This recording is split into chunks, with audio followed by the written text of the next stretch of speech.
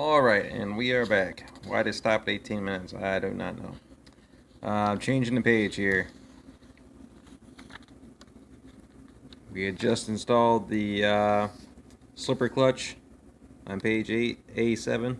Well, it's not page 8, it's page 18, A7. Just finished installing that in the previous video, as well as putting on the motor mount bracket and the two screws, discussing how whenever you replace your screws or whenever you change out a motor to put new screws in afterwards. Once again, Anthony Triple X Garage, he was kind of mentioning on one of his videos, so real good idea. I never used to do it as a kid. I'd always wait till it was stripped out and then I would fight it, every time. But now that I'm an adult, I definitely know better. Change out your screws every time you change out your motor. Don't over tighten these because you got to get them back out somewhere down the line.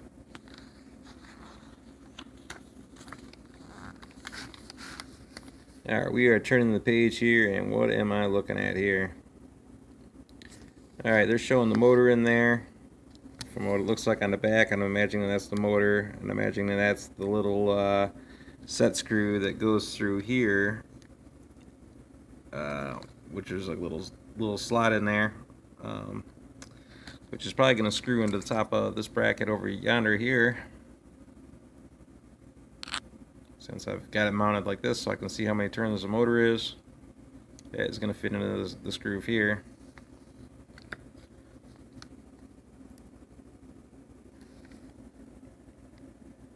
Why don't they have this on this page? One more thing, they could have just put all of this onto this page versus, I don't know what they're trying to do there, but regardless. Alright, let's start getting this baby installed. Easy peasy. Get that motor in, and then I'll figure out where that pinion gear's got to sit on the motor exactly before I tighten that down. Alright, well, this is another little tidbit here for any kind of beginner builders. All this hardware was sitting in this non-labeled bag, and they only really tell you about the screws that you need. Two of these little short guys, this one guy here in the middle, this one long one. They don't tell you about this nut. It's not listed anywhere on this page or on the previous page. And they don't tell you about this micro washer that's on this screw. Careful with that micro washer, man. I almost dropped that little guy. Now on the instructions here, they give you the names, or that's a screw there. That is not a screw. That is the washer. That is the nut, which isn't labeled on this page. And there's a couple more screws, these two small screws right here, which are going to go right here and here on the dust cover for the spur gear. So once again, they could have the nut and the washer listed on here. They could have the parts bag that it comes from, which they didn't. But yeah, once again, just keep your eyes open when you're doing this. You got to use some common sense along the way and make sure you don't lose any of your parts. Alright, so we'll start putting this little mess together. The one little screw with the micro washer goes right through here and into that little micro hole down there in between my fingers in the groove. That little nut is going to get placed right in here, right by my thumb. There's just a little teeny weeny cavity there, and that little lock nut is going to slide into there. Make sure to put it in upside down, because the screw for the screw's coming in from the top. So you want to go through the threads before it goes into the nylon locker on the back edge. So that's gonna have to go in upside down, which they're not really telling you in any kind of written language. So they do have a bunch of stuff here written, but it's just basically telling you about using a piece of paper and putting it between the spur gear and the pinion gear for adjusting the proper lash. Kind of knew that's like an old school thing that we've been doing for many years. But anywho, that's basically all it says right here, and obviously in a couple different languages. So And in the picture here, like I said, non-descriptive. You know, shows a screw, shows it's gonna be tightened down but loosely. That's why there's these little slash marks here. Shows that there's a washer. Obviously, this B part must be the blue plate that's on the motor. Kind of non-descriptive, but you get the idea. There's a pinion gear at the bottom, the motor there at the top. So, all right, we'll get this guy sitting in here real quick. Put those couple little screws in. And we're back. So we've got the longest screw over here on the outside edge, because it's got to go the distance all the way down to that lock nut there at the bottom, which is right down here, which is also placed in upside down. Definitely want to use I use my Allen wrench to push in on it to make sure it was in all the way. And then this other medium-sized screw with the washer on it, which is going down into the motor bracket. So that's just loosely fit. So all that can slide back and forth relatively easy now. Oops. Not so easy when I'm trying to do it with one hand and keep an eye on the camera at the same time, but regardless, you get the idea. So now I'm going to slip on the pinion gear. I left the flat edge of the output shaft on the motor here out basically, so I can get access to it. So let me get that on there and somewhat in line with this gear before we get proper lash going. Well, that's on there, and I slid it all the way up to the gear to get proper lash going, but it doesn't make it to the gear. I need a bigger pinion gear. Apparently the 17 tooth is just a little bit too small. So I'm gonna have to swap it up to something larger. I will try the 18 first and then go from there. Like I said, I want to start with the lowest tooth that I had and adjust it from that area. And apparently the 18 is not going to work either. A little bit of gap there. Sorry about the camera. Definitely gap. Alright. Go up another tooth. And I just bumped it up to the 19 tooth, and it's pretty close. Pretty close, but there's still just a little bit of too much gap in between the tooth, and we're not going to be able to see it because the camera flash and the focus and all that other good stuff. But it's still not close enough. There's just too much play there. So we'll jump it up to a 20 tooth. Alright, well I got the 20 on there right now, or I have the 20 on there right now. It's almost perfect lash, which we're not going to be able to focus on and I apologize once again. Almost perfect. Like, I don't have the pinion gear tightened down just yet. I'm just kind of spinning it on the shaft here. But there's still a little bit of play there, so I think I'm going to have to go up to the 21 just to be safe, just so I can guarantee that I have good lash on the gear. Well, we got the 21 tooth on there, and she's all snugged down and kind of lined up where she needs to be. I'm going to jam a piece of paper here in between the gears here, or in between the gears here, in between the pinion gear and the spur gear. Push this motor back together so it's nice and snug. And then tighten it down slightly here on this one little screw. Sorry about that, my brain is skipping a beat. Tighten this little screw down here. Just snug, and I believe once you tighten down this other screw here, it's like a mouse trap and kind of pinches this together and holds it in place, you know, a little bit better. So you want this one tight, but you know, once again, don't strip out the screw. And this one I think is what's going to be holding this motor in check for the most part, keeping it from walking around in that little groove there. So just to keep in mind. So regardless, we'll get this piece of paper mashed in here real fast, tighten this down to achieve proper lash on the spur gear, pinion gear connection. Alrighty, well, we got these two tightened down, or snugged down. Piece of paper still in there. Just gonna walk that on out.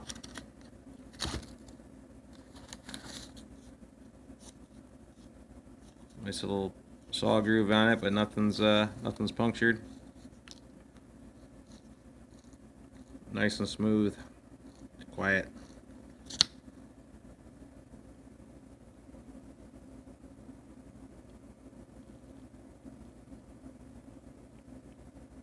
I'm trying not to get the camera flash on it for you guys, trying to get it to focus, but it is what it is.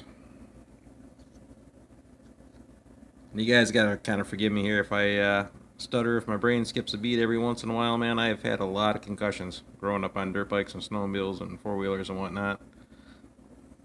A lot of head trauma, as well as some back trauma and some other good nonsense too. So, regardless, this part is all together with proper lash, and we're gonna move on to our next step.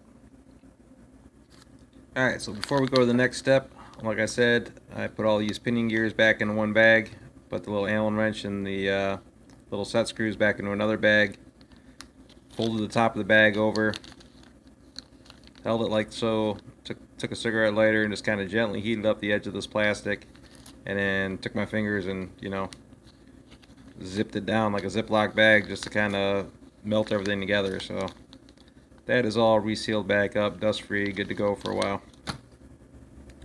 Alright, last part on this page, we got these two little screws right here, and that's going to be for installing the dust cover. So we'll slip that bad boy on real quick and just get that out of the way.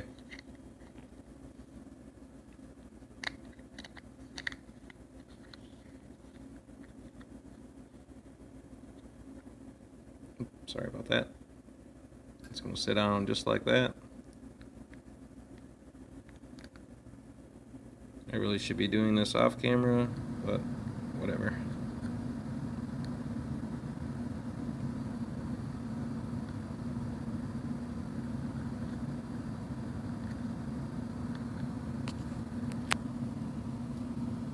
And where's the old driver?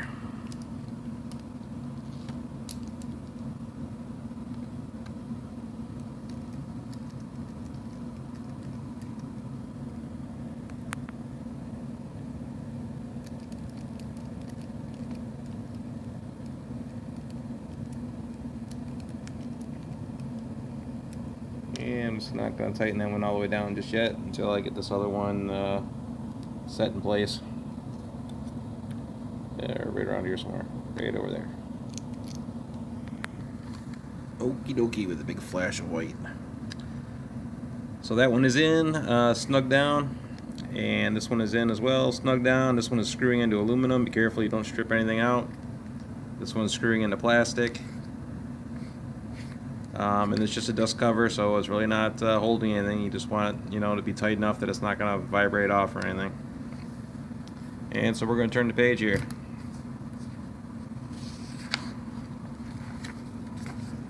What am I looking at? Oh, gear ratios. Ring and pinion ratio 286. Trans ratio 4.05.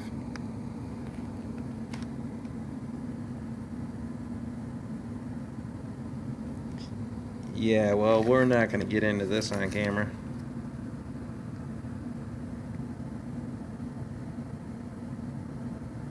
So that's the high gear ratio.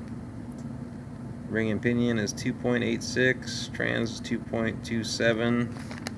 This is the low gear ratio at 4.05 on the trans and 2.86 on the ring and pinion. Yeah, ring and pinion is not changing. Transmission is the only thing that's changing since it's a 2-speed trans. It looks like it goes from 405 to 2.27. Alright, next page, A10. What we got for hardware here? We got a couple of M2.5 12 millimeters, one of those, and one 4-40 by 3/32 set screw. Looks like we're going to need a little pin here,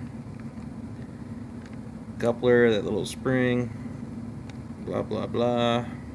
Red Loctite on that stuff for sure. A little bit of black grease in between there for sure. And that assembles into the drive shaft. Really, just screws in from the end, eh? Interesting. Little red Loctite on that guy.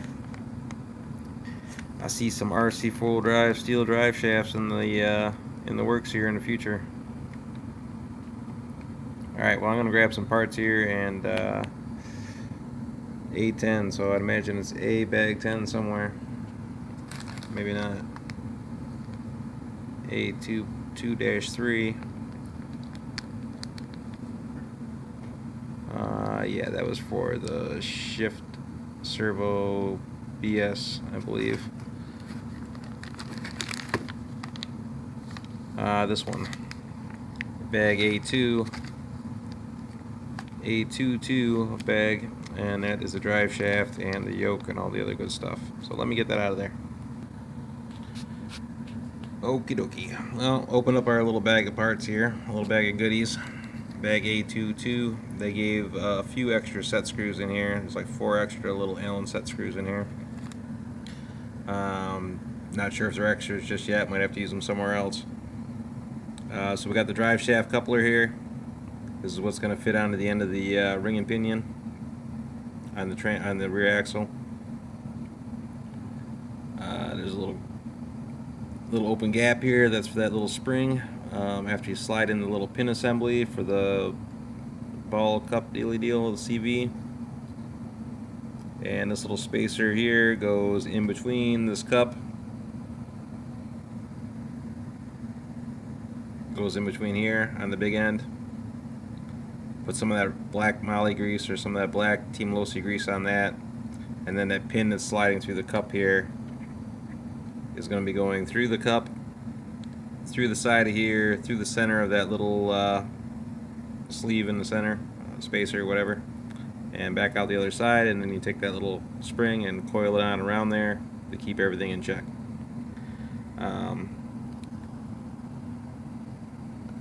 Definitely want to use Loctite on the little Allen set screw. I'm probably going to use a blue Loctite because I'm sure I'll be taking that off. And the black Moly grease or whatever on that little pin.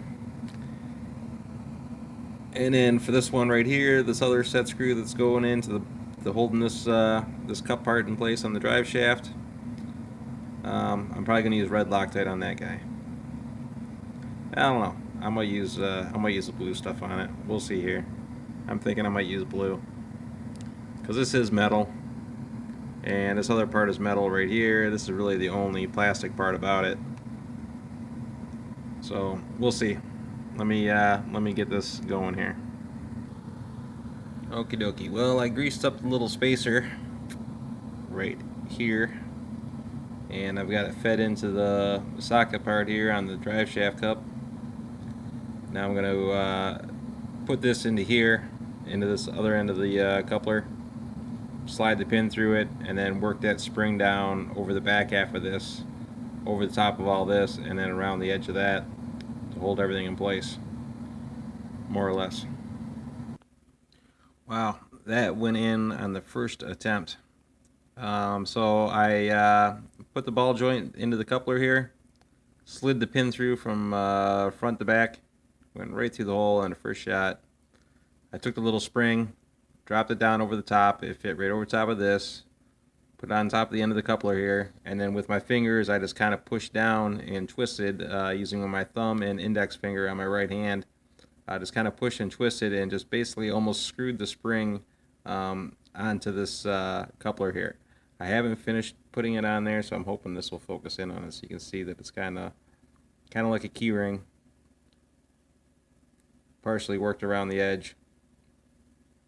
So I'm just going to finish spinning that on real fast, and then this little portion will be finished. And ta-da, she is on there and all hooked up. Alright, next portion, slip this into the plastic drive shaft and run this little set screw down in there, which is that guy right there. And like I said, I think I'm going to use some of that blue Loctite on it, just so I can guarantee that this comes back apart in the future. I should mention before I put this together that has a nice little 4-way groove in it that fits snugly into that drive shaft. So that is getting locked in place pretty good. It's ultimately coming down to the strength of this plastic and how much it can take, because this part here looks pretty beefy. And one more thing to keep in mind, there is a little flat spot that protrudes on the side of this inner drive shaft, and you really can't see it, but there is a little teeny weeny flat spot there, and there's also a corresponding flat spot here on the yoke that slides into it. So make sure to get that lined up when you're mating these two parts together. Alrighty then, that little guy is all together. Once you do have those two flat spots lined up and you start pushing it in there, it's going to get to a certain point where it gets pretty snug, and you just you gotta kind of push this down on top of it, just to get it down there even, to make sure it's completely engaged. And then you gotta put this little Allen set screw or Allen screw through the middle here, which is that guy right there.